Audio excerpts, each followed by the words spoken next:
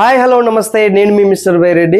బంగ్లాదేశ్లో జరుగుతున్న అంతర్యుద్ధం అవ్వచ్చు, బంగ్లాదేశ్లో జరుగుతున్న కారు చిచ్చు అవ్వచ్చు, లేదా బంగ్లాదేశ్లో జరుగుతున్నటువంటి బాంబు పేలుళ్ళు అవ్వచ్చు.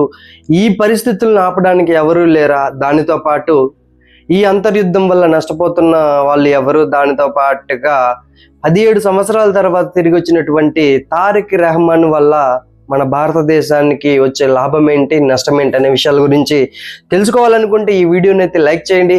ఇలాంటి మరిన్ని ఇన్ఫర్మేటివ్ వీడియోస్ కోసము మన ఛానల్ అయితే సబ్స్క్రైబ్ చేసుకోండి. ఎందుకంటే మన ఛానల్లో ఇలాంటి మరిన్ని informative videos day by day వస్తూనే ఉంటాయి. డైలీ జరిగే సోషల్ ఇష్యూస్ మీద మనమైతే రియాక్ట్ అవుతాం అనమాట. తప్పకుండా నా ఛానల్ సబ్స్క్రైబ్ చేసుకోండి అండ్ ఈ వీడియోని అయితే లైక్ చేయండి. వీడియోలోకి వెళ్ళిపోదాం.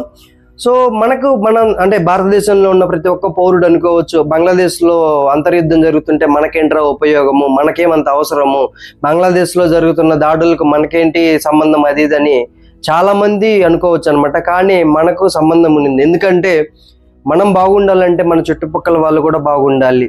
మన చుట్టుపక్కల వాళ్ళు ఎప్పుడైతే సర్వనాశనం అయిపోతారో అప్పుడు ఆటోమేటిక్గా మనం కూడా సర్వనాశనం అయిపోతాం. అందుకే మన చుట్టుపక్కల జరుగుతున్న పరిస్థితులను మనం ఎప్పటికప్పుడు గమనిస్తూ ఉండాలి. అలాంటిది ఒక దేశం, 150 కోట్ల మంది ఉన్న దేశంలో చుట్టుపక్కల ఉన్న దేశాలు ఏవైతే ఉన్నాయో, చుట్టుపక్కల ఉన్న దేశాలు నిరంతరం ఏదో ఒక విధంగా ఇబ్బందులు పడుతూనే ఉన్నాయి, ఇబ్బందులు పెడుతూనే ఉన్నారు మనల్ని.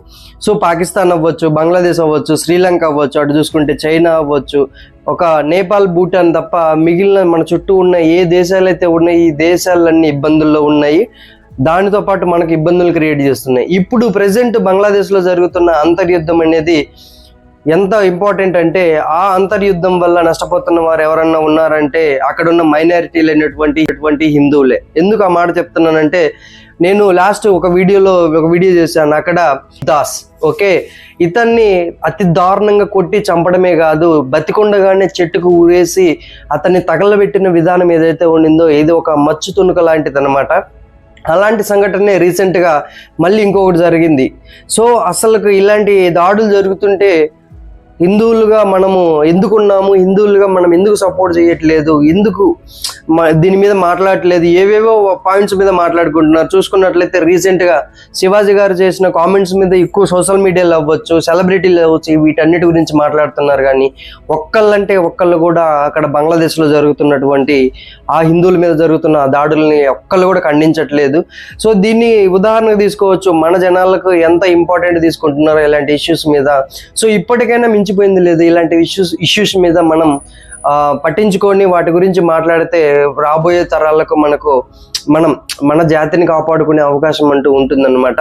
సో అందుకోసమే నేను ఇలాంటి వీడియోస్ చేయడానికి కారణం కూడా అదే పాయింట్.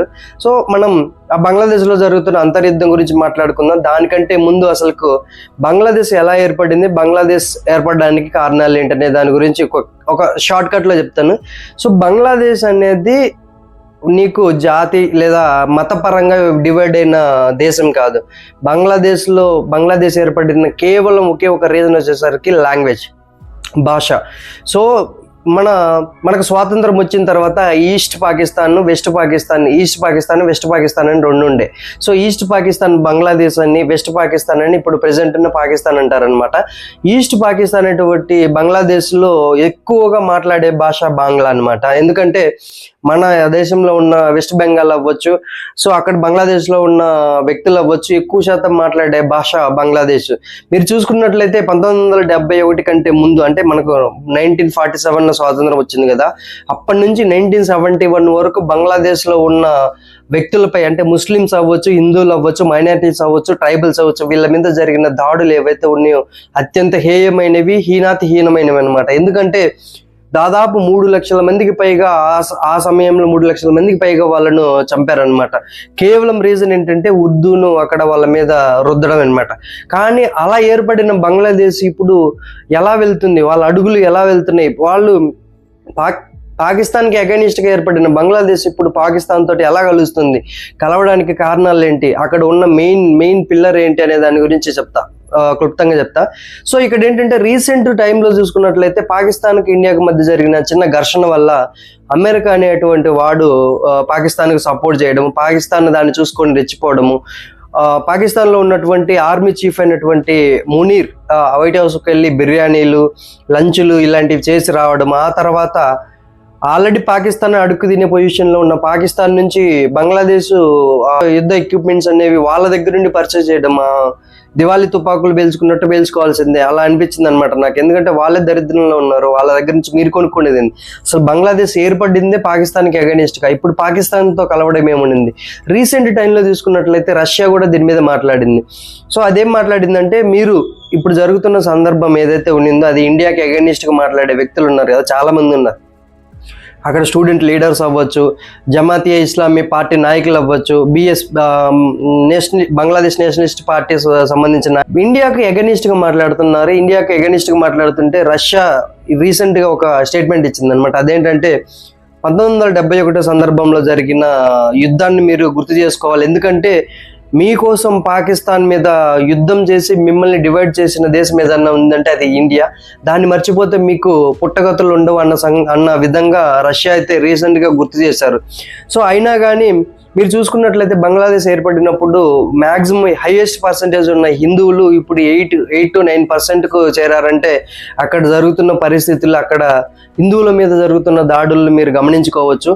సో అక్కడ ఉర్దూకు ఎగనిస్ట్గా ఏర్పడిన దేశం ఇప్పుడు ఉర్దూను సపోర్ట్ చేయడము, ఏ దేశానికైతే అగెనిస్ట్గా బంగ్లాదేశ్ ఏర్పడిందో అదే దేశంతో ఇప్పుడు చేతులు కలపడం అనేది ఆ దేశానికి మంచిది కాదనేది నా అభిప్రాయం. దానితో పాటు 2024 జూలై 1వ తారీఖు స్టార్ట్ అయిన ఒక ఉద్యమం ఏదైతే ఉండిందో రిజర్వేషన్కి అగెనిస్ట్గా, ఆ ఉద్యమం అనేది చిలికి గాలివానలాగా అయ్యి 200 నుంచి 300 మంది విద్యార్థులు మరణించడం, ఆ తర్వాత జరిగిన రాజకీయ అస్థిరత అవ్వచ్చు, అంటే షేక్ హసీనా గారు రాజీనామా చేసి దేశం నుంచి పారిపోవడము, ఆ తర్వాత అమెరికా ఏజెంట్ అయినటువంటి మహమ్మద్ యూనిస్ను తీసుకొచ్చి తాత్కాలిక పిఎంగా చేయడము, అక్కడ ఉన్న అధికారులు అవ్వచ్చు, మినిస్టర్స్ అవ్వచ్చు, వాళ్ళంతా అమెరికా ఇంప్లాంట్ చేసిన మినిస్టర్స్ అనేసి ఇంటర్నేషనల్ మీడియా కూడా కోడేకి వస్తుంది. ఎందుకంటే అక్కడ మహమ్మద్ యూనస్ అనే వ్యక్తి అమెరికా ఆడిస్తున్న పప్పెట్ అనమాట. సో అందుకే ఇప్పుడు రీసెంట్గా ఇది తాత్కాలిక ప్రభుత్వం అయినా కానీ పాకిస్తాన్తో ఆయుధాల డీల్ పెట్టుకోవడం అనేది ఎంతవరకు సమంజసం అనేది చూడాలి. ఎందుకంటే పాకిస్తాన్కు బ్యాకప్ ఉండింది అమెరికా.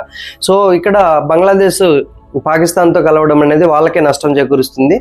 దానితో పాటు ఇక్కడ ఇలాగా రాజకీయ అస్థిరత ఏర్పడింది కదా, 2026 ఫిబ్రవరిలో ఎలక్షన్స్ రాబోతున్నాయి. ఇక్కడ సర్వే ప్రకారము బంగ్లాదేశ్ నేషనలిస్ట్ పార్టీ అయినటువంటి ఖలీదా జియా గారి పార్టీ అయితే అధికారంలోకి వచ్చే chances are very very high అనేసి మనకైతే సర్వేలు చెప్తున్నాయి. దానితో పాటు సో ఆవిడ ఆరోగ్యం క్షీణించడం వల్ల తాత్కాలిక చైర్మన్ గా ఉన్నటువంటి తారిక్ రెహమాన్, ఈయన 17 years తర్వాత డిసెంబర్ 25వ తారీఖు అయితే మనకు బంగ్లాదేశ్ లో అడుగు పెట్టాడు. ఆయన అడుగు పెట్టిన తర్వాత బంగ్లాదేశ్ ఉన్నటువంటి అభిమానులు అవ్వచ్చు, సపోర్టర్స్ అవ్వచ్చు, పెద్ద ఎత్తున గుమిగూడారు. సో ఈ మీటింగ్ లో తారిక్ రెహమాన్ మాట్లాడిన మాటలు ఏవైతే ఉన్నాయో అవి కొంత ఆశ్చర్యాన్ని కలిగించినా కొంతవరకు ఊరటను కలిగిస్తుంది మనకు. ఎందుకంటే మీరు చూసుకున్నట్లయితే ఆయన స్పీచ్లో ఒకటి మాట్లాడాడు. అదేం మాట్లాడాడంటే, మన మార్టిన్ లూథర్ కింగ్ ఉన్నారు కదా, అమెరికాకు సంబంధించిన ఒక ఉద్యమకారుడు, ఆయన వాళ్ళ పౌర హక్కుల కోసం పోరాడిన నాయకుడు. ఆయన ఏదైతే మాట మాట్లాడాడో అదే మాటతోటి స్టార్ట్ చేశాడు అనమాట. ఐ హ్యావ్ ఎ ప్లాన్ అన్నట్టుగా స్టార్ట్ చేశాడు. సో ఆయన అయితే క్లారిటీగా చెప్పాడు, సెక్యులర్ భావజాలంతో మాట్లాడాడు. ఇక్కడ ఉన్న ముస్లిమ్స్ అవ్వచ్చు, హిందువులు అవ్వచ్చు, ట్రైబల్స్ అవ్వచ్చు, వాళ్ళందరినీ కాపాడే బాధ్యత మాది, సో మేము తీసుకుంటాం అది అని మాట్లాడాడు అనమాట. సో ఈ స్పీచ్ ఇలా జరుగుతున్నప్పుడు ఇది ఇండియాకు మంచిదా లేక నష్టం కలిగిస్తుందా లేకపోతే ఉపయోగమా అంటే, ఇప్పుడు కాదు ముందు తీసుకున్నట్లయితే ఇంతకు ముందు అంటే 2008 దానికంటే ముందు పరిణామాలు తీసుకుంటే ఈ బిఎన్పి పార్టీ ఏదైతే ఉండిందో ఈ బిఎన్పి పార్టీ అనేది భారతదేశానికి వ్యతిరేకంగా ఉండిందనమాట. ఇంతకు ముందు వీళ్ళు జమాతీ ఇస్లామిక్ పార్టీ తోటి టైఅప్ అయ్యి ఎలక్షన్స్ లో పోటీ చేయడం ఇలాంటివన్నీ ఉన్నాయన్నమాట. సో ఇండియా తోటి సఖ్యతగా ఉన్న పార్టీ ఏదైనా ఉందంటే అది అవామీ లీగ్ పార్టీ. ఇప్పుడు ఆ అవామీ లీగ్ పార్టీ అనేది బంగ్లాదేశ్ లో పోటీ చేసే అయితే అవకాశం అయితే లేదు.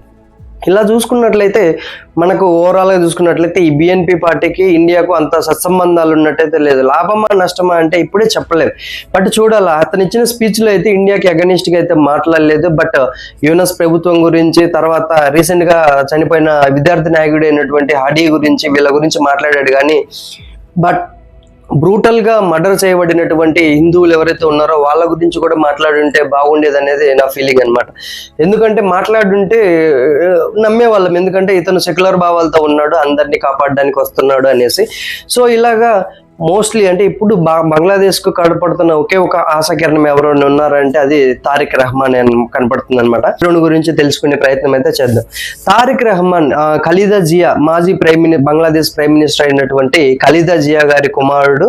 సో ఇతను 2008 ఆ టైంలో ఇతని మీద హసీనా ప్రభుత్వము మనీ లాండరింగ్ అవ్వచ్చు, అటెంప్ట్ మర్డర్ కేసు అవ్వచ్చు, ఇలాంటివి 60 నుంచి 80 కేసులు ఈయన మీద ఉన్నాయన్నమాట. అలా ఉన్నప్పుడు అతన్ని జైల్లోకి తీసుకొని అతన్ని తీవ్రంగా హింసించడం వల్ల అతని వెన్నెముక దెబ్బతినిందనేసి, ఆ తర్వాత ఇతను ట్రీట్మెంట్ కోసం లండన్ వెళ్ళాడని, అక్కడ నుంచి ఇంకా బంగ్లాదేశ్ వైపు చూడలేదనేసి 17 ఇయర్స్ తర్వాత డిసెంబర్ 25వ తారీఖు బంగ్లాదేశ్ లో అడుగు పెట్టారు ఆయన. సో ఇలా జరుగుతున్నప్పుడు ఆయన ఆబ్వియస్లీ కొంచెం కాన్ఫ్లిక్ట్ ఉంటుంది ఇండియాకు మరియు అతనికి మధ్య. ఎందుకంటే అవామీ లీగ్ పార్టీ ఇండియాకు కొంచెం సఖ్యతగా ఉన్న పార్టీ, బట్ ఇతను అవామీ లీగ్ పార్టీకి అగనిస్ట్ గా ఉన్న అతను కాబట్టి చూడాలి ఎలా ఉంటుందనేసి, ఈ జియో పాలిటిక్స్ ఎలా ఉంటుందనేసి. కానీ దీన్ని భారతదేశం ఎలా డీల్ చేస్తుంది, సో దీని గురించి మనం చూడాలి, వెయిట్ చేయాలన్నమాట, ఎలా జరుగుతుంది ఏమవుతుంది అన్న పాయింట్ కూడా. ఇక్కడ ఏంటంటే తారిక్ రహమాన్ అయితే వాళ్ళకు ఆశాకిరణంలా కనపడుతున్నాడు. అతను ల్యాండ్ అవ్వడమే వాళ్ళ మదర్ హాస్పిటల్లో ఉన్నారు కదా, 1 month నుండి ట్రీట్మెంట్ తీసుకుంటున్నారు. ఆవిడని కలిసారు. జరిగిన మీటింగ్ గురించి మనం ఆల్రెడీ మాట్లాడుకున్నాం. ఐ హ్యావ్ ఏ ప్లాన్ అని స్టార్ట్ చేశాడు కదా. సో ఇలా జరుగుతుందన్నమాట, చూడాలా. సో బంగ్లాదేశ్ లో జరుగుతున్న ఈ అంతర్యుద్ధం అవ్వచ్చు, కార్చిచ్చు వాళ్ళు అవ్వచ్చు, దీన్ని కాపాడే వాళ్ళు లేరంటే ఇప్పుడు వాళ్ళకి కనపడుతున్న ఆశాకిరణం ఎవరైనా ఉన్నారంటే అది తారిక్ రహమాన్. దాని తర్వాత తీసుకున్నట్లయితే జమాతీ ఇస్లామీ పార్టీకి కూడా ఛాన్సెస్ ఉన్నాయి. ఎందుకంటే వాళ్ళకు సర్వే ప్రకారం 29% ఉంది. బంగ్లాదేశ్ నేషనలిస్ట్ పార్టీకి 33% ఉంటే జమాతీ ఇస్లామీ పార్టీకి 29% ఉంది. తర్వాత ఈ సిటిజన్ పార్టీ ఏదైతే నేషనలిస్ట్ సిటిజన్ పార్టీ రీసెంట్ గా విద్యార్థి సంఘాలు క్రియేట్ చేసిన పార్టీ ఏదైతే ఉందో వీళ్ళు కూడా ఉన్నారు. కాకపోతే విద్యార్థి సంఘాలను రానిచ్చే అవకాశాలు లేవు. దీంతో పాటు రీసెంట్ గా జరిగిన ఈ పరిణామాల వల్ల తాత్కాలిక పిఎం ఎవరైతే ఉన్నారో మహమ్మద్ యూనిస్ ఎలక్షన్స్ ను పోస్ట్ పోన్ చేసే ఛాన్సెస్ ఉన్నాయన్నమాట. ఎందుకంటే ఎలక్షన్స్ ఇమీడియట్ గా జరిగాయి అనుకోండి, తనకు అధికారం ఉండదు, తను చలాయించడానికి ఏం ఉండదు అనమాట. మేబీ ఆ పాయింట్ ఆఫ్ వ్యూలో జరుగుతున్నాయా, రీసెంట్ గా జరిగే ప్రతి సిచ్యువేషన్ అలాగే కనపడుతుంది అనమాట. చూడాలి ఎలా జరుగుతుంది అనేసి. సో ఇది ఫ్రెండ్స్, ఎందుకంటే వాళ్ళకు తారిక్ రహమాన్ తప్ప ఇంకొక ఆల్టర్నేటివ్ అయితే కనపడట్లేదు. నెక్స్ట్ ఈ గొడవల వల్ల నష్టపోతుంది ఎవరంటే మైనారిటీలు అయినటువంటి హిందువులే. మన దేశంలో ఉన్న హిందువులు కూడా చాలా మంది గలమెత్తి మాట్లాడుతున్నారు. కానీ మన సినిమా సెలబ్రిటీస్ ఎవరైతే ఉన్నారో వాళ్ళ గురించి మనం కొట్టుకుంటున్నాం, కానీ వాళ్ళు ఒక్కటి కూడా మాట్లాడరు అనమాట. సో అమ్మాయి షార్ట్ డ్రెస్ వేసుకుందా, శారీ కట్టుకుందా, లేకపోతే అమ్మాయి బికినీ వేసిందా, సో అమ్మాయి బొట్టు పెట్టుకుందా, అమ్మాయి అలా ఏం చేసింది, ఆ అమ్మాయి ఏ షాపింగ్ మాల్ ఓపెన్ చేసింది, వీటి గురించే మనం మాట్లాడుకుంటున్నాం. కానీ సో ఇలాంటి ఇష్యూస్ గురించి ఒక్కరు కూడా మాట్లాడట్లేదు, ఆ టాపిక్ లో పడిపోతున్నారు అనమాట. డిబేట్లు కూడా వాటి మీద జరుగుతున్నాయి అంటేనే ఊహించుకోండి మనం ఏ సిచ్యువేషన్ లో ఉన్నాం. తప్పకుండా ప్రతి ఒక్కరు మాట్లాడాలనేది నా కోరిక. దానితో పాటుగా సో ఎలక్షన్స్ జరిగితే మనకే మంచిది. ఎందుకంటే బంగ్లాదేశ్ లో ఎలక్షన్స్ జరిగితే స్టేబుల్ గవర్నమెంట్ వస్తే, ఎలక్షన్స్ జరిగితే స్టేబుల్ గవర్నమెంట్ వస్తుంది. మన చుట్టూ ఉన్న దేశం ఏదైతే ఉందో కొంచెం స్టేబుల్ గా ఉంటే మనం కూడా ప్రశాంతంగా ఉండటానికి ఛాన్సెస్ ఉంటుందన్నమాట. చూడాలి ఎలా ఉంటుందనేసి. ఫ్రెండ్స్, ఇప్పటి వరకు వచ్చారంటే నా వీడియో చూస్తున్నారని నేను అనుకుంటున్నా. సో ఈ వీడియో నచ్చినట్లయితే ఒక లైక్ చేయండి. ఇలాంటి మరిన్ని ఇన్ఫర్మేటివ్ వీడియోస్ కోసం నా ఛానల్ అయితే సబ్స్క్రైబ్ చేసుకోండి. Thank you. నేను మీ మిస్టర్ బైరెడ్డి.